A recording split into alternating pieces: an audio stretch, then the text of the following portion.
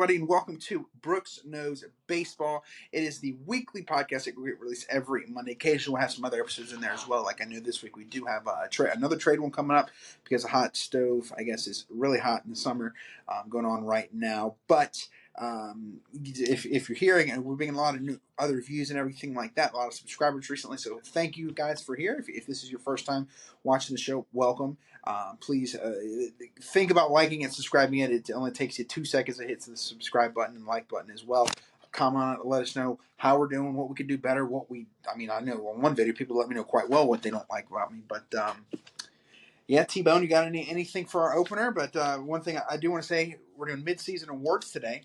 So we're going to go over the American League MVP and National League MVP, Cy Youngs, Rookie of the Years, Manager of the Years. It's going to be a cool episode. We'll talk about some of the accolades already because now is the All-Star break. It starts tomorrow. But when you guys see it's on Monday, it'll be already the All-Star break will happen. But go ahead, T-Bone. I just think we'd be remiss if we didn't talk about real quick or mention Detroit Tigers. Got a combined no-hitter with Matt Manning and the Tigers. He's back, and that's 24th great. ever combined no-hitter of Major League Baseball history. So it's pretty cool. But alrighty, so one thing, mid-season awards, MVP is the most important one. I mean, I don't know, Cy Young's pretty important too, though. And I think there's an argument to be made, at least maybe a little one in the National League and the American League. There is no, I don't think there's an argument to be made. And I think we're in agreement there. But if you want to give our...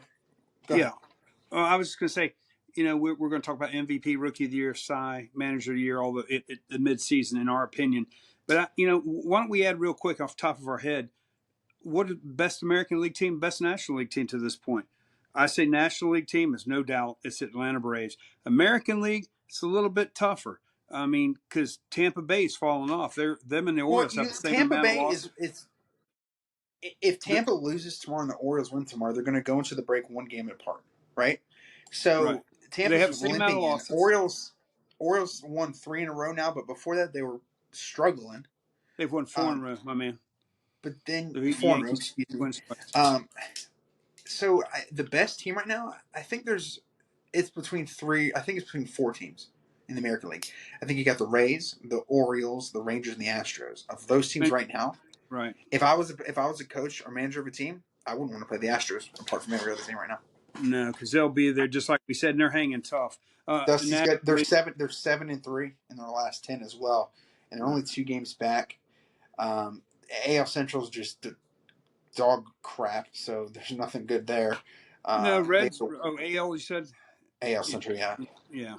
National League, yeah, there's no competition. It's the Braves. It's the Braves or the Cardinals, maybe. The Cardinals?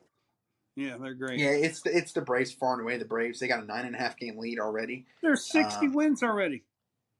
They're yeah. 982 winning percentage, man. Who's your surprise? What's your surprise team in the American League? I say a little bit the Rangers because they added a lot, but they still had so much talent though. And here at BKB, we project them to be the AL pennant winners. So maybe not that big of a surprise. Yeah, Baltimore's surprise. Baltimore. Hell, the Angels are a little bit of a surprise till they all start getting hurt. I think I'm surprised, not in a good way, how crappy the AL Central is. Yeah. And that's surprising. National League, I think the surprise team early on in the year, you'd have to say the Pirates, but they're back in the Reds now. The depths. It's the Reds, the Diamondbacks, and the Diamondbacks too. Diamondbacks have 52 wins. Absolutely. But the Reds, getting Dela Cruz there is fantastic for me. Give him a nice little kind of like when the Orioles called up Colton Cowser and Jordan Westbrook. They haven't lost since. And McLean, don't forget Matt McLean's batting 300. He's a first-round pick. He's doing a hell of a job for a little guy, Yeah. Yep. But yeah, and surprise in a negative way, it's got to be the Cardinals. They're garbage. Yeah. Well, maybe they lost the glue that held them together and get Molina. Maybe. But moving on to the American League MVP, I think let's count to 3 and say it. Who we think? 1, 2, 3. Ohtani. Shohei. Yeah, because you remember let's try to have a couple. There's no reason to have a couple in American League. We were talking in our pre-production meeting is what you want to call it, and it was. I was looking at the stats here, and I'm trying to give justification, but people would just again call me out Well, you could Yeah. offensively, there's some players that may be a little bit better. I mean, not power. He's right there, RBIs and power, but There's no power, home but runs. he's got 5 more home runs in second place. And he's batting what 297. 301. He's got 11 stolen bases too. 68 Corey. RBIs. And his pitching, he's 7 and 4, Well, you know what? 3. Actually, Huh. Corey Seager. Oh yeah, but he They didn't missed a even think good about him. chunk of time. 355, 12 home runs, 52 RBIs. And he missed about a month. He won't be. He's not going to be there. But What do you mean, it's numbers wise? well. He's always a good He'll player. be in the vote. He'll be top 10, top 5 MVP vote getter. But you can't really give it to him. You No, can't. when you got a guy who pitches as good as him too, he's not the best Yeah. pitcher, but he's a darn good one. And I mean, how can you compete with that? He does two things. You No, can't. No I one can agree. compete. I And agree. then National League. Now we may have some debate there. I say it's Ronald Acuña because let me So real quick. You realize he's got 41 steals already. He's got 54 RBIs. He's hitting 333. Got 21 homers, 400 plus on base, and a 997 OPS. I mean, beat that. so just for the sake of an argument here, probably nothing more because if the stolen bases really I think get him over the hump that are like because his other stats are comparable to say Freddie Freeman, right? Yeah, but 54 RBIs. He's a leadoff hitter. Well, 333 average, 21 homers. 55 RBIs now. Well, you got another today. Okay. Yeah. So, but Freddie Freeman, take a look at him real quick, and he a past MVP winner, 17 home runs. So he's right there from 61 RBIs. So he's a little bit more RBIs. But Freddie Freeman has 12 stolen bases. Woohoo! That's what wild. about your buddy Arise with Miami? 388. I don't think 42 RBIs. Yeah, but no, he has no power. But one MVP more has to have power. 439 on base. He just has to have. You got to have more power than that. I don't think He's got no power. I don't think he's No. a super fielder or anything either. He's a hell of a ball player. I do like him. He's a great. He's the best pure hitter in baseball, I think. When we talked about surprises, for teams, what about the Marlins? That's right. They're a good team. We'll get to that when we get to the manager of the year. I think Acuna will probably get it, but I think Freddie Freeman, there's an argument to be made, and another guy I think watch for the second half who's been there before, Mookie Betts. He's got 26 home runs, 62 RBIs, and hitting just under 280. Fantastic season for him. Just the other home run getters here. Hey, Arenado's having a good year, but not an MVP type year. Corbin Carroll is going to get top 5 MVP votes. He's hitting almost 318 home runs, so about 50 RBIs, and he has 26 stolen bases. So, what about? Would you say that Acuna is like a younger version of Betts and a little bit better? Because Betts had some really good years. Betts had some really good years, yeah. Maybe. And they're very comparable, aren't they? Yeah. Isn't Acuna bigger? Because Betts is like 5'9". Probably, but Acuña's not super big. I've seen him play. Looks bigger. Betts just looks like a child to me. He's a good player, but he'll good child. I like him a lot better when he left the Red Sox. I mean, I'm not like a big fan of his, but funny how the color of a man's uniform can change the way you feel. That is true. But moving on here to the American League Cy Young, I feel like a lot of the races this year, they're kind of runaway. It's like there's arguments to be made, maybe, but really the guy at the top, it's McClanahan with the Rays. He's been there a whole year. I'm gonna throw something at you. I don't know if this has happened too many times ever. I think McClanahan, 11-1, 2.53 ERA. I think he's hurt right now. But what about the Mountain? What about Benitez? I mean Bautista. Who I'm thinking Armando Benitez from years ago. No. Why? Because if he's dominant. He's very dominant, yes. But if Zach Britton didn't get it, and he's not having the year that Zach Britton had. Think of it that way. As good as he is, Zach Britton had a .57 ERA. He's not that, and Zach Britton didn't get it. I thought that year Zach Britton deserved to get it because it was the lowest in modern history, and he's not being that dominant. So no, and that's the only reason. I think McClanahan, yes. I think Nathan Eovaldi, who's 10-3, 2.8, has the most innings pitched in the American League. That's worth something to me. He's probably pitched more innings this year than he did all last year already, hasn't he? Yeah, I think he has. Yeah. You got to say Garrett Cole. because Oh yeah, Garrett Cole's he's he's good. 2.8 ERA, 9 wins, 2 losses, and another dark horse one I would say, Kevin Gausman, who leads the league in strikeouts, American League with 153 strikeouts. His ERA is 3.0, so that's a little elevated there, but. Um, Framber Valdez has the best ERA in the American League, but his wins aren't there. He has 6 losses. How do you have a 2.5 ERA and almost a 500 record at 7-6? Very odd. Um, Luis Castillo from the Mariners, a 2.8 ERA. That's not bad. He's good though. Tyler Wells isn't going to be a Cy Young, but he's a top 10 pitcher. 3.1 ERA, 7 wins, 4 losses. Went over career innings guy now this year, 104 and 2/3 innings. Still leads the league when whipped with .9. So there's arguments to be made, but I think McClanahan, just because his ERA is second lowest in the league and his wins are number 1 in the league, you got to kind of give it to him at this point. All right, I want to when we get to National League, I want to say mine first because I think Go ahead. people are going to go what? Bryce Elder, Atlanta Braves. That's my choice right now. 7-1, 2.45 ERA, 1.14 WHIP. His only competition is Clayton Kershaw, I'd say. I'd say Kershaw's my pick, just due to the fact that he has 3 more wins than him and just a .1 ERA higher. And voters are going to look at the stats here. They're going to say, well, what name sounds better to win? Kershaw is going to go down in history as the best modern day pitcher in the last. He's probably the best pitcher in the last 30 years, right? Because people say, well, Roger Clemens. Roger Clemens was a cheater, Right. and I don't respect him.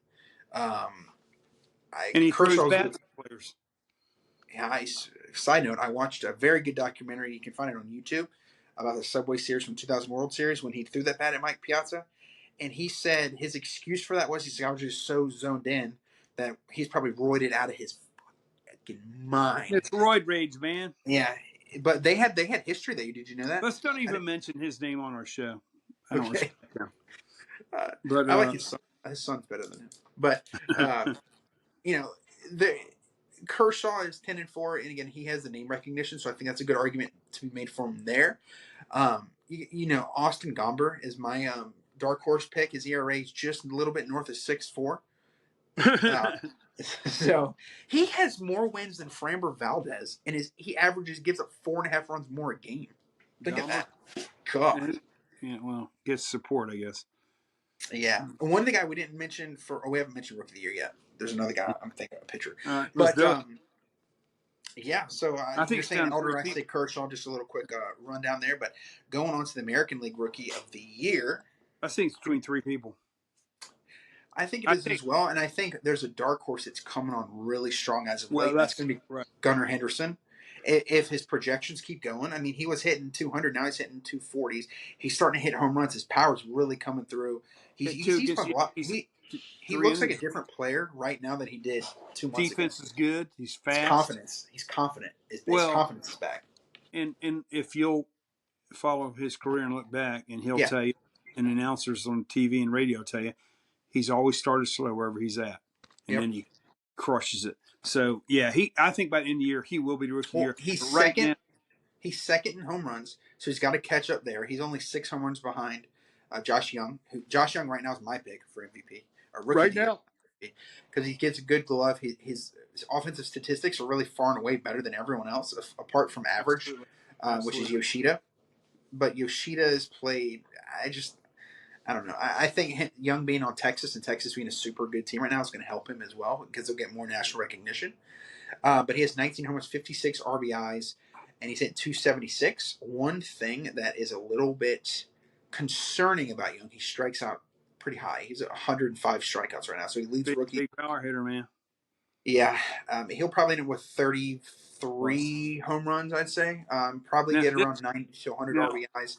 Let me tell you something, because you're a young buck, but you will find out that most players in the second half, their power and stuff starts to tail off as they get worn down. And unless you are a 6'8" man from the Bay Area. Right. But in part, usually it does. But they juice the balls in New York City. That's a different conversation, though.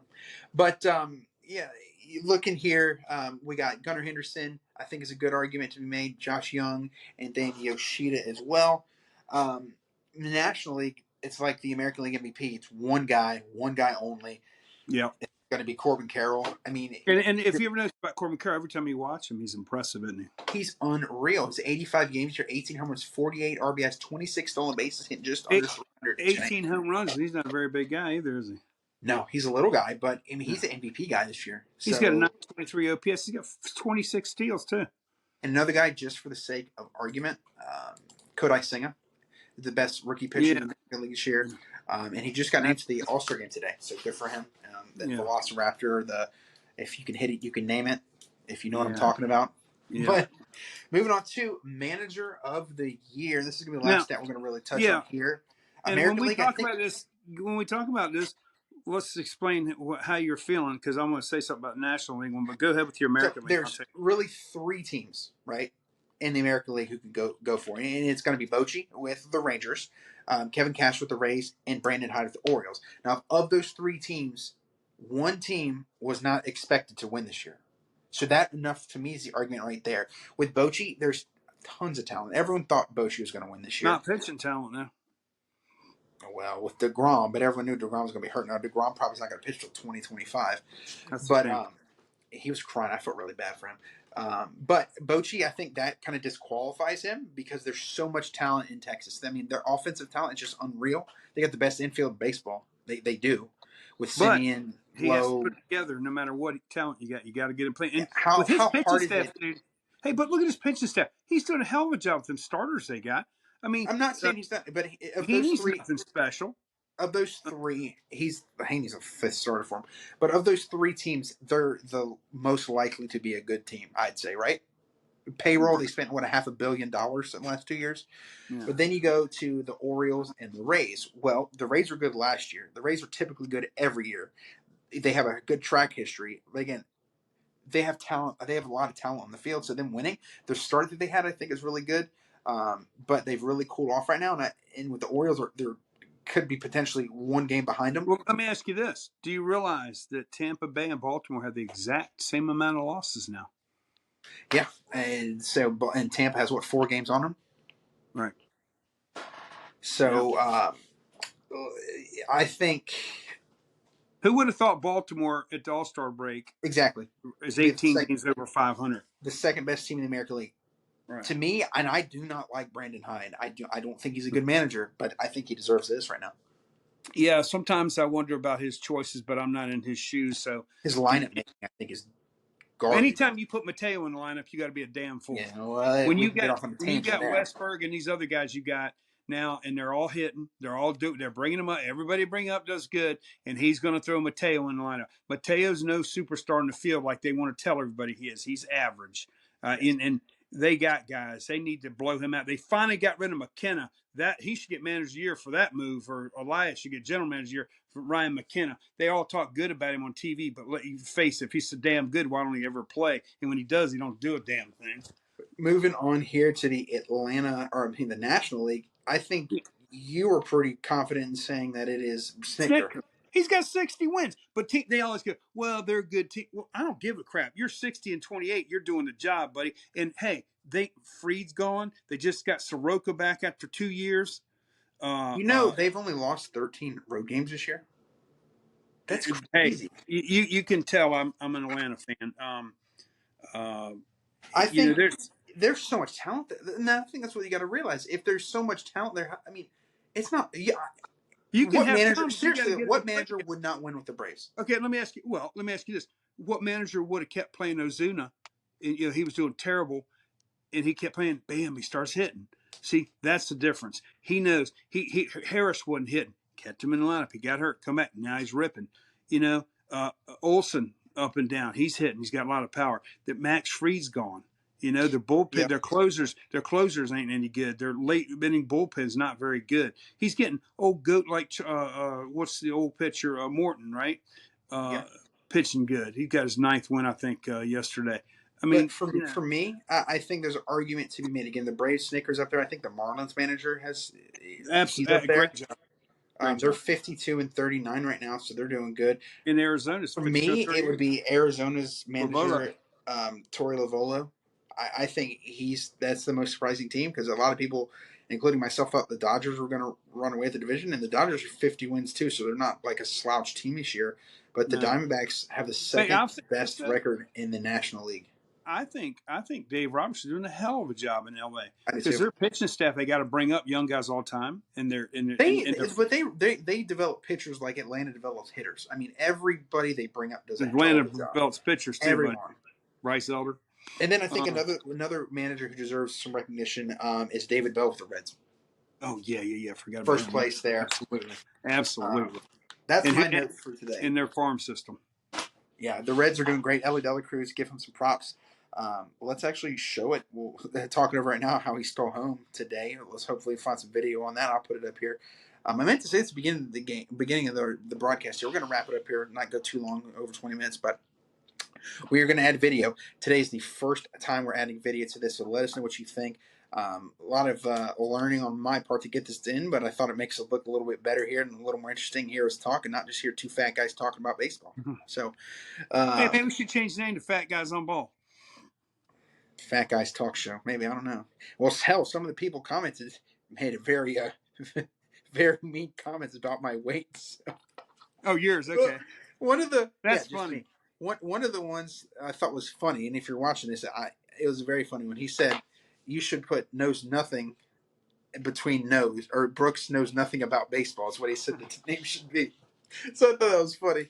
But yeah, we got a lot of watchers here from hell. We got like 25 countries now watching us. A lot in Taiwan, Philippines, Japan. The biggest areas I think are like New York City, Los Angeles, and then like Tokyo. I think are the biggest ones right now. Maybe because we've been mentioning Ohtani a lot. Maybe not. How can you not? He's probably gonna have something to title this video. I know we got to wrap it up, but how are they going to pay him? What is he going to get next year? I mean, do you pay him a pitcher's salary like $40 million, like Scherzer or somebody's getting? He's going to get 8 years. He's going to get $60 million a year. But if you do that, how many teams can afford that? So he's going to be in LA or New York or Boston next year, or New York Mets. That's the only places they're going to take him. He's going to be LA or New York. I would watch for Seattle. They ain't going to spend that much money, probably. Nintendo's one of their owners. They got money. Well, I use PlayStation. No, I'm just kidding. But anyway, yeah, we better wrap it up, dude. Yeah, but so we're gonna try to do another trade talk. We're gonna hit it today, but the episode is just gonna go too long for us here. But if you made it 20 minutes, we keep touching on the trades because it's because once it stops, we ain't gonna talk about it for another year. So we're gonna keep doing the trade talks because that's honestly one of my favorite parts of the general manager aspect of the game. Yeah. But this episode of Brooks Knows Baseball, T-Bone, you want to give us the closer here, and then people just like it, share it, subscribe it. Let us know what you guys think here. And T-Bone, I'll let you do the sign off. That's all for now, folks, from Brooks Knows Baseball. Good night, everybody. Good night, John Boy.